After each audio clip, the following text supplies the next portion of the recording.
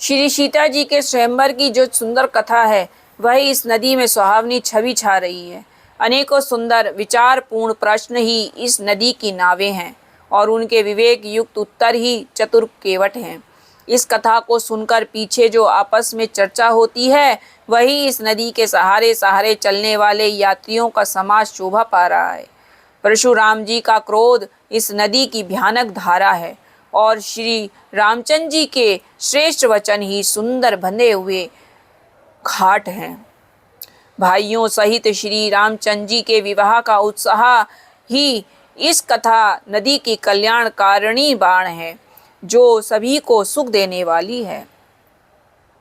उसके कहने सुनने में जो हर्षित पुलकित होते हैं वे ही पुण्य आत्मा पुरुष हैं जो प्रसन्न मन से इस नदी में नहाते हैं। श्री रामचंद्र जी के राज तिलक के लिए जो मंगल साज सजाया गया वही मानो पर्वत के समय इस नदी पर यात्रियों के समूह इकट्ठे हुए हैं। केकई की कुबुद्धि जो उसकी बुद्धि भ्रष्ट हुई थी इस नदी में काई के समान है जिसके फलस्वरूप बड़ी भारी विपत्ति आ पड़ी।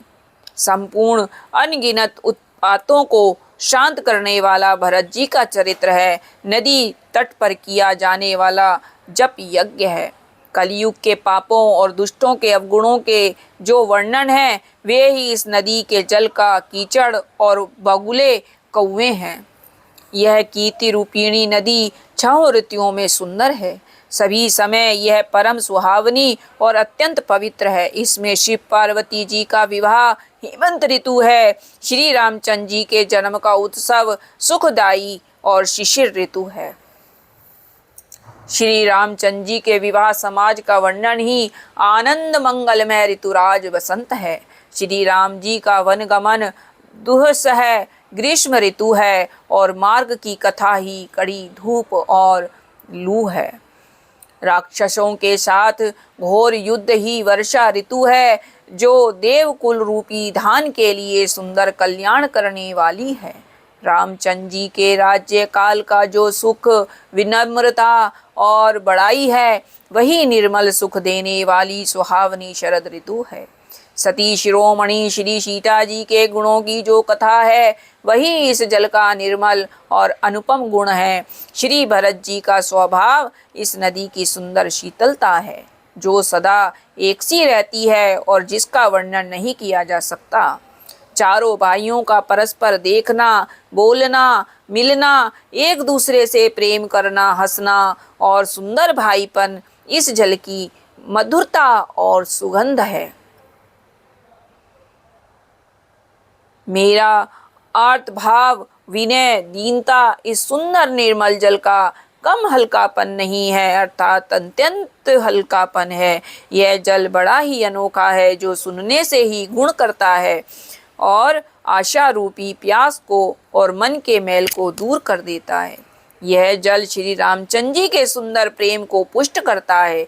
कलयुग के समस्त पापों और उनसे होने वाले ग्लानियों को भी हर लेता है। संसार के जन्म मृत्यु रूप श्रम को सोख लेता है।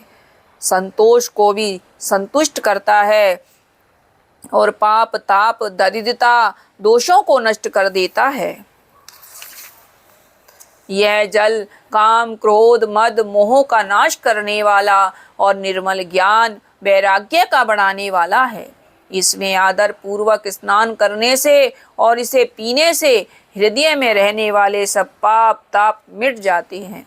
जिन्होंने इस जल से अपने हृदय को नहीं धोया वह कायर कलिकाल के द्वारा ठगे गए हैं। ऐसे जैसे प्यासा हिरन सूर्य की किरणों के रेत पर पड़ने से उत्पन्न हुए जल के ब्रह्म को वास्तविक जल समझकर पीने को दौड़ता है।